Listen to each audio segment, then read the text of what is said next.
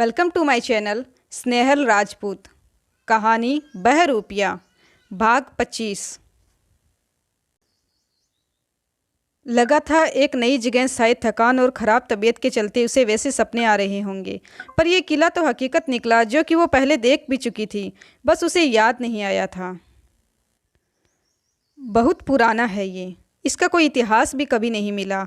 Archaeologist भी कभी किसी अन्य सभ्यता से इसे रिलेट नहीं कर पाए। ना कोई शिलालेख मिला और ना ही किसी खास शैली की कारीगरी का हिंट ही मिला। ये क्या है, क्यों है, कभी पता ही नहीं चल पाया। 3 साल पहले इसकी एक दीवार धंस गई थी, तब से अब वहाँ जाना बैन है। गवर्नमेंट ने इसे इसके हाल पर छोड़ दिया है। पापा ने बताया वो भी जिप्सी से निकलकर अब अनुष्का के बगल में खड़े थे और उस किले की तरफ देख रहे थे। तुम वहाँ जा चुकी हो, शायद अब कुछ याद आ रहा हो। लगभग 19 साल हो गए, जब पहले मेरी पोस्टिंग थी यहाँ हम अक्सर यहाँ घूमने आते थे। खैर चलो अब चलें, वो अनुष्का को वापस जिप्सी की तरफ ले जाते हुए बोले।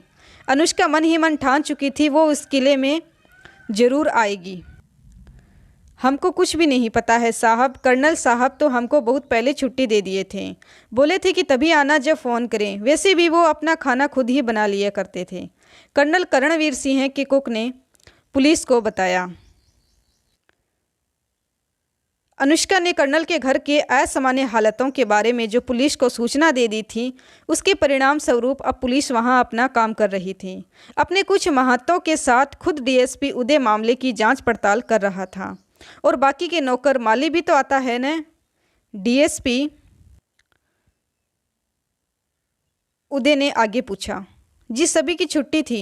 तभी एक दुबला पतला लड़का अंदर आया और थोड़ा झिझकते हुए उदय को सलाम किया। ये विनोद है, कर्नल का ड्राइवर, कुक ने बताया।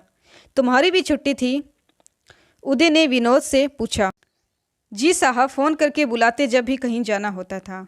साहब का एक पैर ठीक से काम नहीं करता न, तो ब्रेक वगैरह लगाने में दिक्कत होती है। खुद ही ड्राइव बहुत कम करते हैं, पर परसों साहब ने बुलाया था कहीं जाने को, ड्राइवर विनोद ने बताया। कहाँ गए थे वो परसों? उदय ने पूछा। न्यू गैलेक्सी अपार्टमेंट, वहाँ यहीं कुछ पौना घंटा रुके फिर वापस आ गए। पर साहब एक बात अजीब है, विनोद कुछ याद करता हुआ बोला।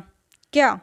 कर्नल साहब ने मुझे गैराज में गाड़ी नहीं खड़ी करने दी, बाहर से ही वापस भेज दिया। बोले कि खुद कर लेंगे। ये क्या बात हुई? जब घर तक मैं आ ही गया था तो गाड़ी भी मैं ही खड़ी कर देता तो क्या हो जाता? वो सुनकर उदय गंभीरता से कुछ सोचने लगा। सर, गैराज से ये मिला है। सब इंस्पेक्टर दवे ने एक खाली पैकेट आगे बढ़ाया। ये तो इंसानी खून है, किसी ब्लड बैंक का लग रहा है। ये यहाँ गैराज में होने का क्या तुक? उदय हैरान था। दीवार पर बने छींटों और पंजों के निशान की भी जांच हो रही थी। इसके अलावा घर की हालत और अव्यवस्था बता रही थी कि ऐसा लग रहा था जैसे पूरे घर में किसी ने तलाशी ली हो। एक चांस लेना होगा, शायद बात बन जाए। उदय ने फर्श पर बने उसी विशाल पंजे जैसे निशान को घूरते हुए कहा। फिर उसकी नज़र एक कमरे के लॉक्ड दरवाजे पर पड़ी। साफ दिख रहा था कि उसे तोड़ने की कोशिश की गई थी, जो सफल नहीं हो पाई थी। चांस? सब इंस्पेक्टर ने कहा। किसी ने यहाँ तलाशी ली थी और ये हो सकता है कि उसकी तलाश पूरी ना हुई हो। उदय ने उस बंद दरवाजे की तरफ इशारा किया। वो दोबारा यहाँ आ सकता है। सर, अगर ये काम किसी जानवर का है तो वो तलाशी लेगा? कुछ भी कन्फर्म नहीं कहा जा सकता, क्योंकि तलाशी हुई तो है मगर अधूरी। एक काम करो, कुछ गार्ड्स को सिविल ड्रेस में वॉच पर लगाओ और इस जगह को फ्री कर दो। लोगों को लगना चाहिए कि पुलिस का अब यहाँ कोई काम बाकी नहीं है।